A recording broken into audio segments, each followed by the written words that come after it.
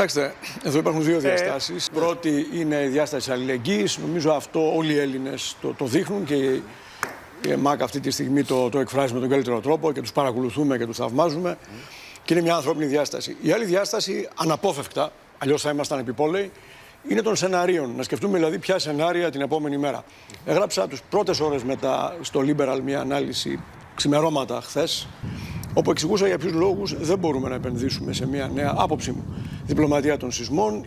Η συνθήκη είναι τελείως διαφορετική από το 1999 και η διεθνή συνθήκη είναι τελείως διαφορετική από το 1999.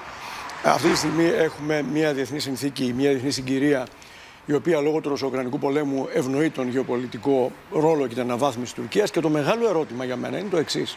Το 2023 επρόκειτο να είναι για τον Ερντογάν ένα έτος σταθμός.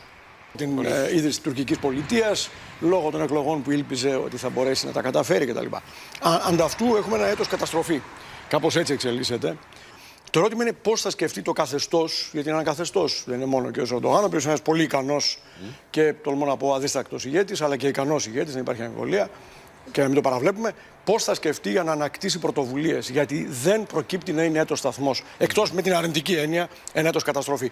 Και άρα εκεί είναι το θέμα και αναγκαστικά δεν μπορούμε, πέρα από την αλληλεγγύη που όλοι αισθανόμαστε, πρώτον σαν άνθρωποι, δεύτερον, σαν Έλληνες, η Ελλάδα είναι δυστυχώς και αυτή μια χώρα η οποία πάσχει από σεισμούς. Αν ο καθένας το βλέπει αυτό, είναι κάτι δυστυχώς σχετικά γνώριμο.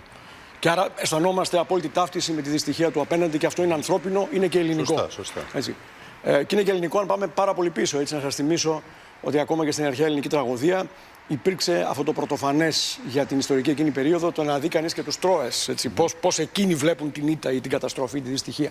Μπας περιπτώσει, αυτό είναι αυτονόητο για όλους και η αλληλεγγύη είναι το πρώτο αυτή τη στιγμή. Αλλά το δεύτερο είναι σενάρια. Τι θα γίνει αύριο μεθαύριο. Ναι. Δεν είμαι αισιόδοξος. Αλλά το ερώτημα, επιμένω, είναι τι είδους στρατηγικές θα δούμε και γι' αυτό πρέπει να σκεφτούμε με σενάρια. Προφανώς θα προσπαθήσει να ανακτήσει πρωτοβουλίες στο καθεστώς. Δεν νομίζω ότι θα κάτσει έτσι πάρα πολλές μέρες.